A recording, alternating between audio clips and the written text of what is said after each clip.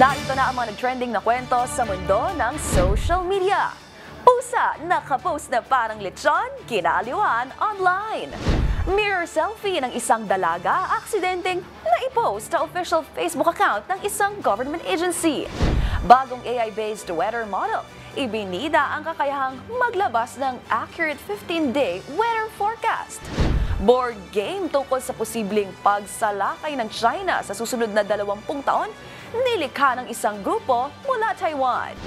Pagkain ng 12 ubas sa ilalim ng mesa sa pagsalubong ng bagong taon, paraan upang magkanobyo na, at tumbang preso na subukang laruin ng Squid Game stars.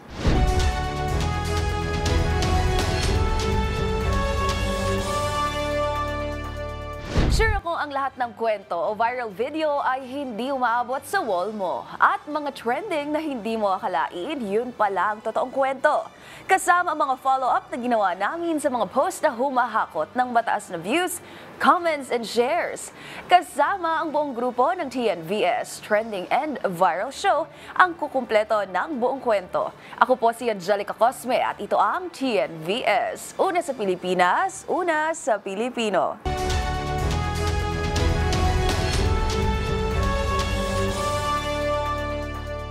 Para sa ating unang trending story, lechong Mingming. Kung ang mga tao ay may kanya-kanyang nakakaaliw na entry sa pagsalubong ng bagong taon, syempre, ang fur babies din. Gaya na lang ng pusa na ito mula Aklana, nagpa-good vibes online matapos mag-post na parang isang lechon. Ang mga detalye tutukan sa trending report ni Millie Borja.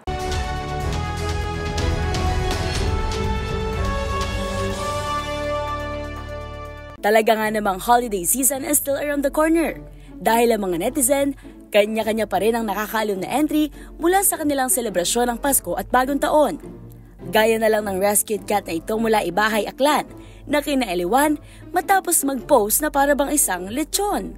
Kwento ng uploader na si Leia, ang litrato ay kuha noong medianoche o araw ng pagsulubong ng Bagong Taon.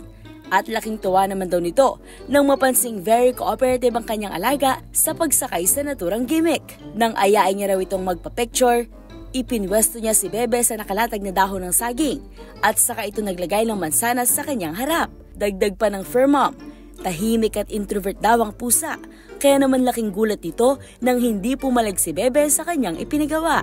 Ang Facebook post umabot na sa higit 20,000 reactions at 3,000 shares. Para sa DZRH TV, ito si Millie Borja, una sa Pilipinas, una sa Pilipino.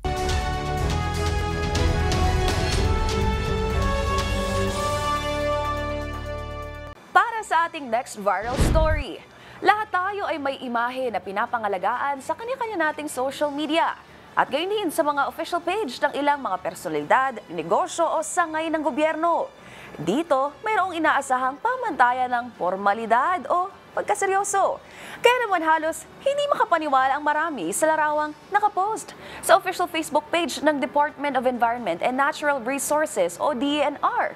Kung ano ito, alamin yan sa report ni Rose Babiera.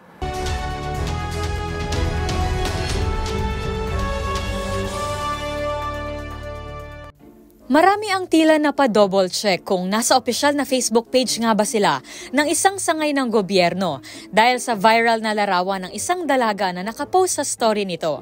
Sa post kasi ng Department of Environment and Natural Resources, makikita ang isang dalaga na may hawak na cellphone at nakaharap sa isang salamin na kinukunan ng litrato ang sarili mula rito o mas kilala sa tawag na mirror selfie.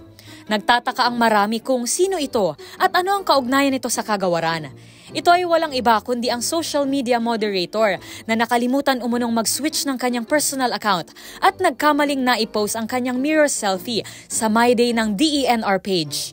Dahil dito, tinawag na nature diva ng mga netizen ang dalaga na kinaaliwan ngayon online dahil sa kanyang pagkakamali. Hirit pa nga ng sikat na pop culture page na Follow the Trend Movement o FTTM nang i-share ang larawan. Ngayon daw sabihin sa kanila na hindi totoo si Mother Nature. Ilan din sa mga binansag sa kanyang tawag ay Diva of Environment and Natural Resources, ang tunay na Sierra Madre at Mother Earth. Habang ang isang ito naman, tila kinabahan at napahiling na lang na sana hindi mangyari ang aksidente na ito sa kanyang trabaho. Sagot naman ng isa pa, kaya raw dapat hiwalay ang work at personal phones para maiwasan ang mga ganitong kahihiyan. Para sa DZRH TV, ito si Rose Babiera. Una sa Pilipinas, una sa Pilipino.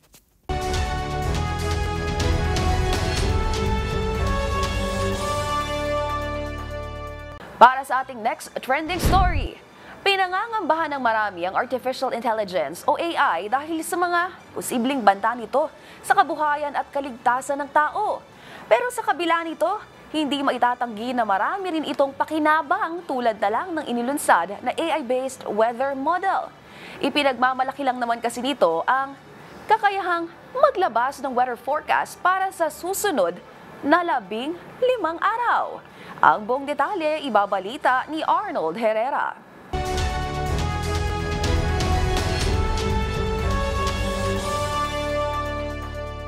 Sa mundo ng weather forecasting, the future is now. Umaarangkada ngayon ang isang artificial intelligence-based weather model na may kakayahang maglabas ng ulat panahon para sa susunod na 15 araw sa loob lamang ng 8 minuto. Malayong-malayo ito sa kasalukuyang model na ginagamit na umaabot naman ng ilang oras. Ayon sa Google Lab, malaking tulong ang GenCast weather model sa pagliligtas ng buhay ng mga tao sa gitna ng tumitinding epekto ng climate change. Sa katunayan, naungusan na ng GenCast ang European Center for Medium-Range Weather Forecast o ECMWF na siyang itinuturing na global benchmark sa naturang larangan. Paliwanag ng Google DeepMind, creator ng GenCast, higit 97% na mas precise ang mga forecast na inilabas nito kumpara sa ECMWF simula nang ikumpara ang dalawang models mula pa noong 2019. Sinubok ang naturang model gamit ang 4 na dekadang datos ng temperatura, bilis ng hangin mula 1979 hanggang 2018. Dito lumabas na mas angat ang GenCast sa lahat ng aspeto laban sa kasalukuyang sistema pagdating sa extreme weather conditions. Naniniwala naman si ECMWF Chief Lawrence Rabier na isang malaking hakbang ito para sa pagpapaunlad ng weather forecasting systems ng mundo. Para sa DZRH TV, ito si Arnold Herrera. Una sa Pilipinas, una sa Pilipino.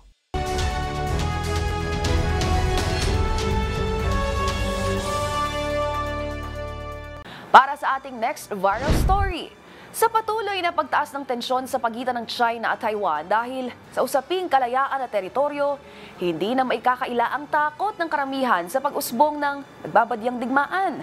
Kaya naman, isang grupo mula Taiwan ang nakaimbento ng isang board game patungkol sa inaasahang Chinese invasion 20 years from now na pinangalanang 2045. Kung paano nga ba laruin ang naturang game, alamin yan sa report ni James Galange.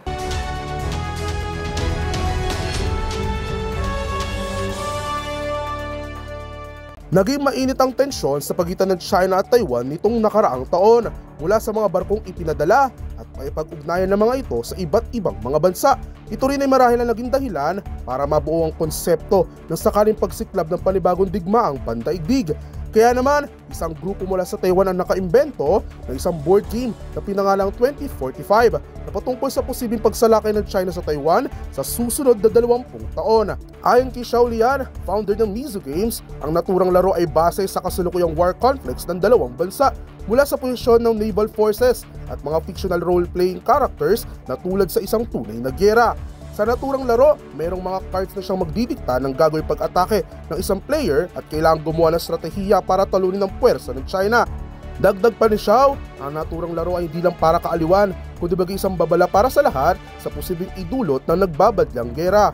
Nakatakdang ilabas ang larong 2045 ngayong taon sa Amerika at Europe at aabot naman sa megit $100 ang nalikom ng Mizu Games para pondohan ang naturang board game. Para sa DZRH TV, ito si James Galange, una sa Pilipinas, una sa Pilipino.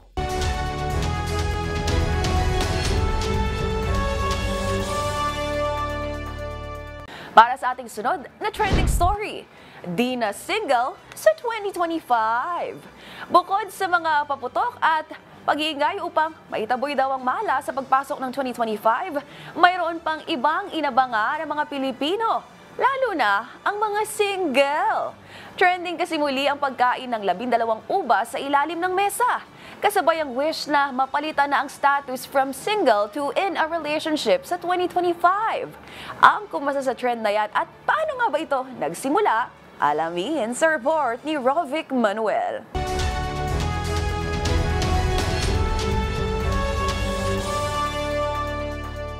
Natapos mo ba ang iyong 2024 na ikaw ay heartbroken o hindi naman ay still single pa rin? Nako, kaya naman sa pagpasok ng 2025, marami muli ang nakisabay sa social media trend na pagkain ng ubas sa ilalim ng mesa pagsapit ng alas 12 ng hating gabi ng January 1. Ang paliwanag dito, matutupad umano ang iyong wish na mahanap mo na ang iyong special someone or you will be in love again this 2025 kung kakain ka ng 12 ubas o katumbas ng 12 buwan sa isang taon. Isang mahalagang rule rin dito, kailangan na maubos mo ang 12 ubas bago sumapit ang 12:01 dahil kung hindi mo raw matutupad ang iyong wish. Kaya naman ang netizens ay talaga namang hindi pinalampas ang sikat na New Year superstition. Pati nga ang box office queen na si Catherine Bernardo, hindi rin nagpahuli at nakijoy na rin sa pagkain ng ubas noong New Year's Eve.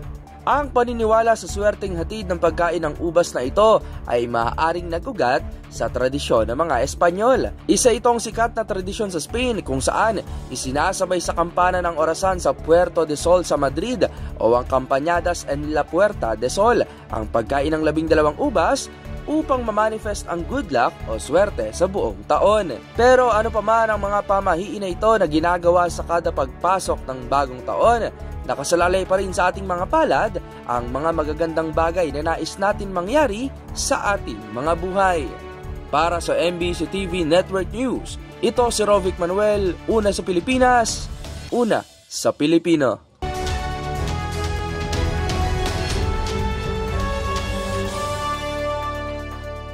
At para sa ating trending showbiz balita, abangers na ba ang lahat sa third and final season ng Squid Game? Pero para di mainip, alam mo bang may ilang contents online na ilabas ang Netflix tampok ang mga bida ng hit Korean series? At kabilang nga riyan ang isang video kung saan sinubukan ng mga ito ang ilang laro around the world. And guess what? Isang larong Pinoy ang kasali sa kanilang nasubukan. Kung ano yan, alamin sa aking report.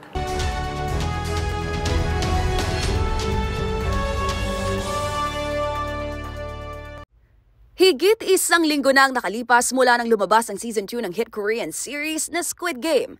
At maliban sa pagbabalik ng deadly red light green light, talk of the town din ng mini games na kinaharap ng player sa serye. Nariyan ang Takji na mayalin tulad Anya sa Pogs, Gongji na parang Jack Stone, Spinning Top naman turumpo, Jackie na tulad ng Sipa at Flying Stone na tila tumbang preso. And speaking of tumbang preso, tum방 preso, Philippine 게임인데요. ang larong Pinoy na yan, abay nasubukan din ng mga bida nang kumasa ito sa ilang games mula sa iba't ibang bansa. Saktong si player 456 o Giho na ginagampanan ng South Korean actor na si Lee Jung-jae ang naglaro nito, gayon din si player 222 played by Jo Hyuri. At syempre, ang kailangan dito, tsinelas na gagamitin para mapatumba ang isang lata.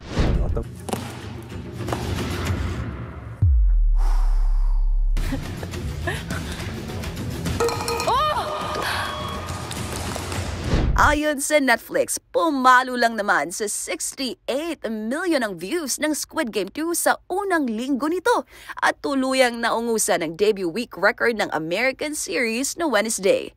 Samantala, sa isang ang Mall sa Ortigas, abay tila dinala ang iconic Squid Game set sa Pinas. Nariyan ang iconic stairway at syempre, present ang Pink Soldiers at ang Killer Doll. Sa ngayon, one thing's for sure, excited na ang fans sa third season ng Squid Game.